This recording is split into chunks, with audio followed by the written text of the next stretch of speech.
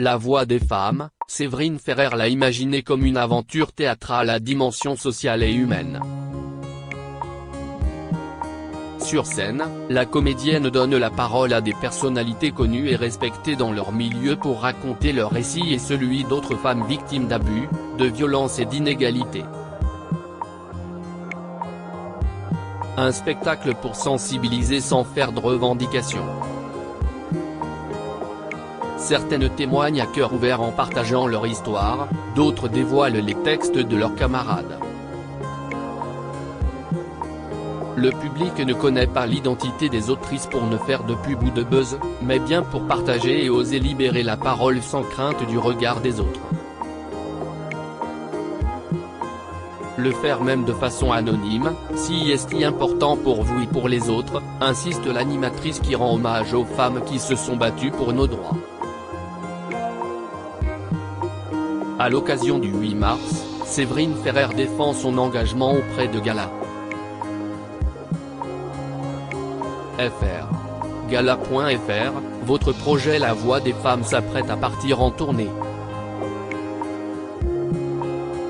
Pouvez-vous nous en parler? Séverine Ferrer, si est un projet qui me tient à cœur. J'ai demandé à 45 femmes connues de raconter leur histoire pour la première fois. Ce spectacle aborde toutes les problématiques de femmes, qu'elles soient heureuses ou plus douloureuses. Pour la petite histoire, j'ai eu cette grande chance de jouer pendant 10 ans les monologues du vagin d'Ève Ensler. Ça a été une expérience formidable en tant qu'interprète, mais aussi en tant que femme.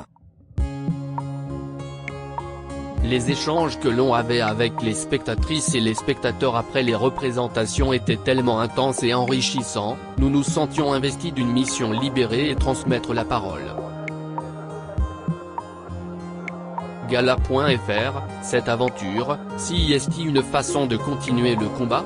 Séverine Ferrer, avec mes copines comédiennes, qui je précise, ont toutes cédé leurs droits d'auteur à des associations œuvrant pour les femmes, on a eu envie de continuer à faire bouger les lignes. J'avais ce projet en tête depuis 5 ans. Au moment du mouvement #Métaux, peu d'entre nous ont osé témoigner. Non pas par lâcheté, mais pour se protéger. Quand on parle des histoires que l'on a pu vivre, de violence, de harcèlement, on est souvent aujourd'hui jeté en pâture dans les médias, sur les réseaux sociaux. Aussi, elles ne voulaient pas que cela impacte leur équilibre familial ou que l'on ne parle que de ça à en oublier leur carrière. Gala. FR, si est pendant le confinement que vous avez décidé de donner vie à ce projet théâtral. Quel a été l'élément déclencheur? Séverine Ferrer, pendant le confinement, je me suis interrogé sur les projets que je voulais réaliser en priorité. La voix des femmes en faisait partie évidemment et puis, il y a eu un élément qui a boosté les choses, j'ai commencé à recevoir un premier message sur Instagram d'une femme m'expliquant qu'elle était entre 4 murs, retenue par son mari qui se révélait violent. Elle ne savait pas quoi faire et puisqu'elle m'admirait beaucoup elle lançait, avec ce message, une bouteille à la mer et que peut-être je pourrais l'aider. J'ai reçu une quarantaine de messages durant toute cette période. Il se passait quelque chose. Mon réflexe a été d'appeler les autres copines connues qui m'ont confirmé qu'elles aussi recevaient des messages similaires. On s'est toutes posé la question, pourquoi nous? Devions-nous agir? Supérieur à Julie Gaillet, Sophie Marceau, Marlène Schiappa, retour sur leur engagement pour les droits des femmes. Gala. FR, ce que vous racontez, si est qu'une internaute victime de violences conjugales a préféré trouver de l'aide auprès de vous en vous contactant plutôt que d'aller au poste de police ou d'appeler un numéro d'urgence. Comment expliquez-vous cela? Séverine Ferrer, très souvent, ce sujet-là n'est pas abordé avec les proches. Avec le confinement n'ayant pas votre entourage habituel, il fallait appeler, envoyer des textos, etc. Si la personne qui est à côté s'avère violente, cela complique tout. Elles ont dû se dire qu'elles n'avaient plus rien à perdre. Nous étions des inconnus, mais pas totalement car elles se sentent proches de nous, elles se sont dit que si on répondait c'était bien, sinon tant pis, mais elles ont eu raison de le faire. Gala. FR, comment avez-vous réagi ? Séverine Ferrer, quand on reçoit ces messages-là, on est complètement impuissant.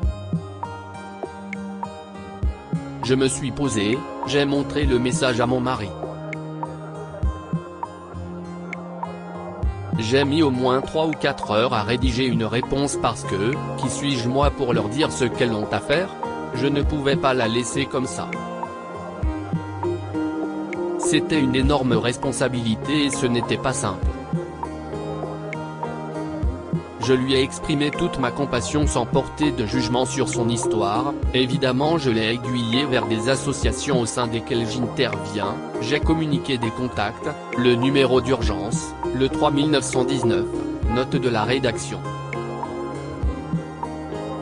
On a tout essayé de les aider comme on a pu.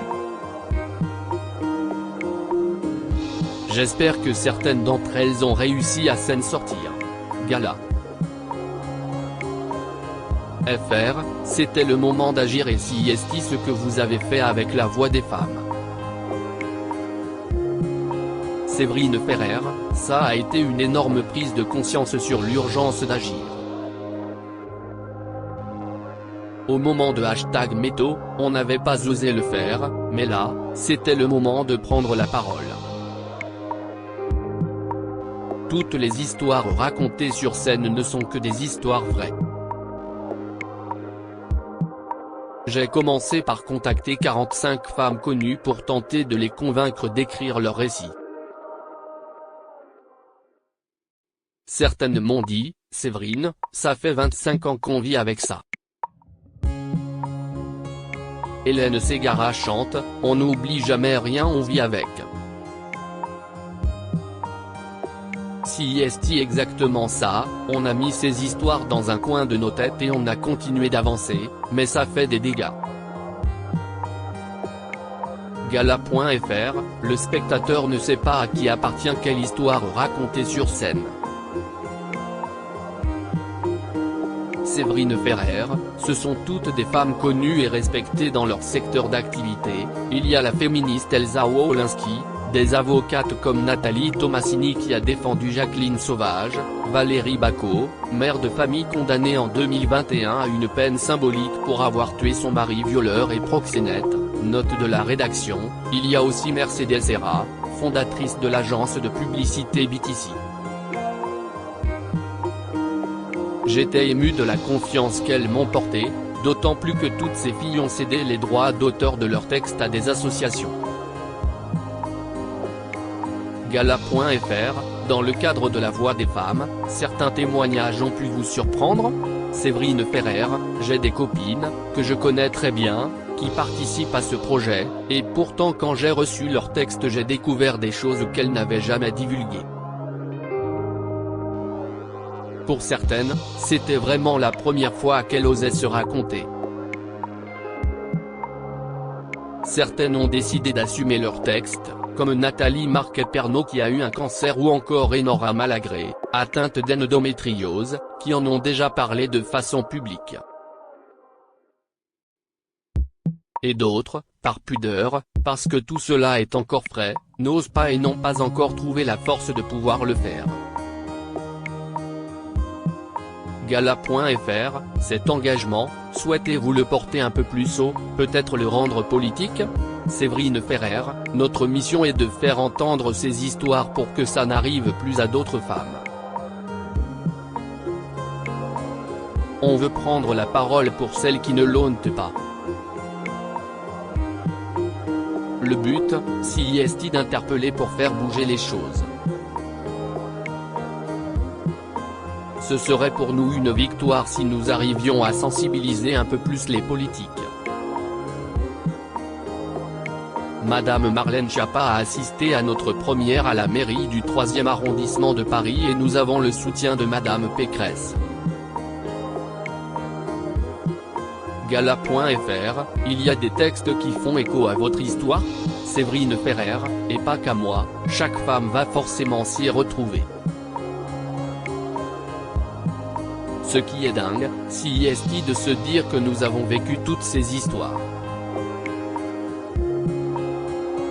À la fin des représentations, certaines personnes, même celles qui nous connaissent plutôt bien, nous disent « Je suis sûr que ton histoire c'était celle-là ».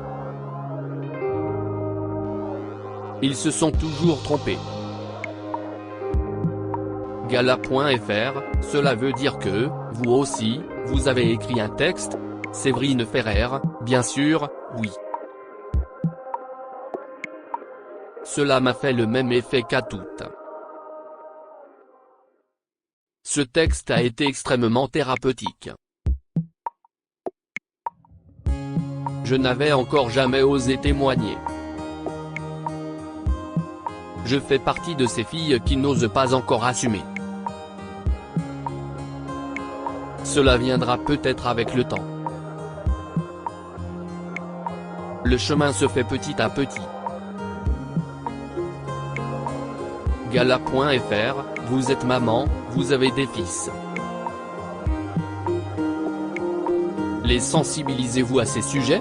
Séverine Ferrer, je n'ai pas attendu le mouvement #Métaux pour en faire des gentlemen. Quand je vois mon aîné avec sa petite amie, je suis assez fier de ce qu'on a fait avec son père. Il est délicat, attentionné, attentif. Depuis qu'ils sont petits, je leur explique le respect de l'autre, le respect de la femme. Ce qu'on peut faire, ce qu'on n'a pas le droit de faire. Ça reste dans certains foyers, un sujet encore tabou que l'on n'aborde pas avec ses enfants, peut-être par pudeur. Le dialogue se fait depuis le plus jeune âge. Il y a une éducation et une rééducation à faire, c'est une certitude. Gala. FR, est-ce qu'avec le recul, en repensant à votre carrière, vous vous dites qu'il y a des comportements ou des remarques que l'on a pu vous faire que vous n'accepteriez plus aujourd'hui ? Séverine Ferrer, évidemment. Sur certaines émissions on nous proposait de jouer à des jeux débiles. Je riais jaune parce qu'on ne pouvait pas répondre. J'étais jeune, je ne voulais pas faire d'esclandre, je ne savais pas, je me demandais ce que le public allait penser si j'osais dire arrête, si j'allais passer pour une diva. Aujourd'hui à l'inverse, on sent vraiment une différence de comportement avec les hommes, ils nous disent on ne se prend plus dans les bras pour se saluer après on va avoir des problèmes. Ou, je n'ose plus draguer, je n'ose plus séduire des filles. Les hommes n'osent plus. Gala. FR, plutôt, vous précisiez que vous n'étiez pas dans l'extrémisme. Si est-il important pour vous de le rappeler ? Séverine Ferrer, maintenant, je sens la différence avec les hommes qui me disent, on ne se touche plus parce qu'après je vais avoir des problèmes. Ou, je n'ose plus draguer, je n'ose plus séduire des filles. Les hommes n'osent plus, il n'y a plus ce côté chaleureux. Gala.fr, vous les comprenez ? Séverine Ferrer, il faut savoir faire la part entre les vraies histoires, les vrais témoignages et ceux de certaines personnes en mal de reconnaissance, qui ont compris qu'elles pouvaient faire le buzz. Si y est-il un problème. Je comprends qu'ils puissent avoir peur.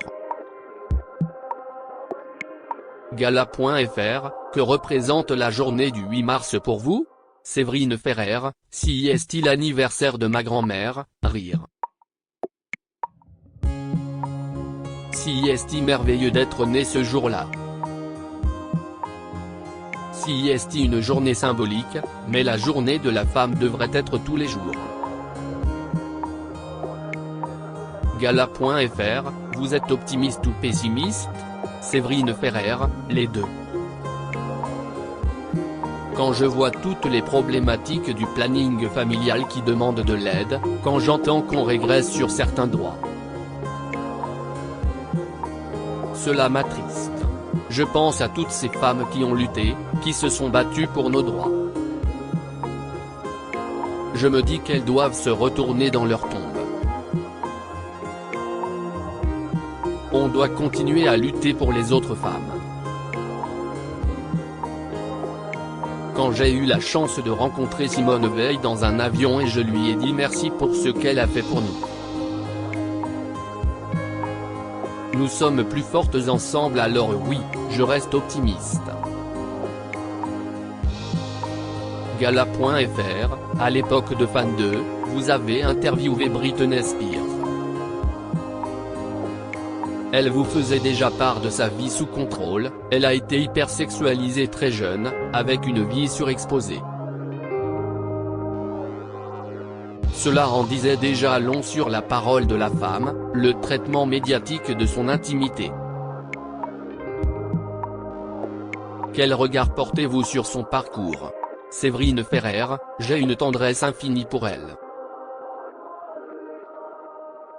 Ça m'a fait beaucoup de peine d'assister à sa descente aux enfers.